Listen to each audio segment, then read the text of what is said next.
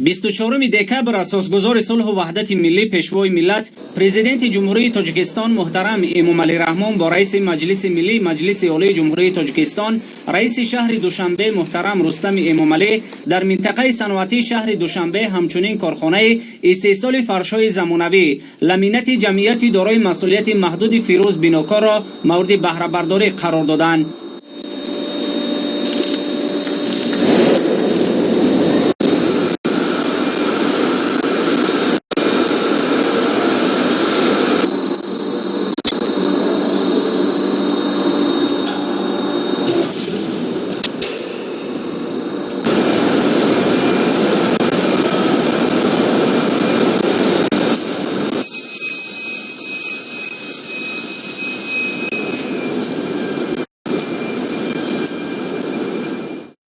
کارخانه نوی صنعتی در شهر دوشنبه از جانب صاحبکار وطنی طالب جان حامیدوف در زمینه تطبیق هدفهای دولت و حکومت جمهوری تاجیکستان در راه رسیدن به هدف چهارم استراتژی صنعتی کنانی با سرعت مملکت و در دایره آمادگی ها به تجلیل جشن 30 سالگی استقلال دولتی جمهوری تاجیکستان بنیاد کرده شده است. کارخانه فرش‌های زمانوی رو موافق دستور و پیشنهادهای پرزیدنت جمهوری تاجیکستان پیشوای معظم ملت امامعلی رحمان و اقدام‌های سازنده رئیس شهر دوشنبه محترم رستم امامعلی تشکیل کردیم. کارخانه ما فرش‌های زمانوی استحصال می‌کند که حجم استحصال یک سال ما تقریبا 90,000 متر مربع میباشد. صفت محصولات برآوردگی ما تر است. از حساب استفاده هم نسبتاً 3-4 مراتب زیادتر استفاده کردن می شود. اینچنین محصولات ما نسبت دیگر محصولاتی که در بازار داخلی ما هستند با از جهت اکولوژی با سلامتی به ضرر هستند. کارهای ساختمانی در این کارخانه صنعتی ماه می سال 2020 آغاز گردیده بود و اینک با مورد استفاده قرار گرفتن آن 20 نفر با جای کار دائمی و معاش خوب تامین گردیدند.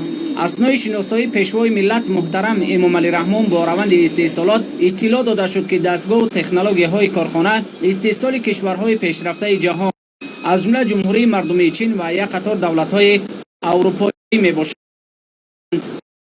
کارخانه استحصال فرش‌های زمانوی در شهر دوشنبه در مقیاس آسیای مرکزی فعلا یگانه بوده محصولات آن عوض کننده واردات و صادراتی می باشند. استحصال محصولات در کارخانه نوی صنعتی در اساس طلبات بین المللی به راه مانده شده از جهت اکولوژی تازه و با سلامتی انسان به ضرر ارزیابی می گردد. فرش‌های استحصالی کارخانه به نمی نیستاباور بوده در جایهای گشت و گذار زیاد نسبت به محصولات همسان در بازارهای داخلی 3-4 مرتبه بیشتر خریدار دارد. در روند استحصالات با 70% اشیاء خام وطنی استفاده می گردد.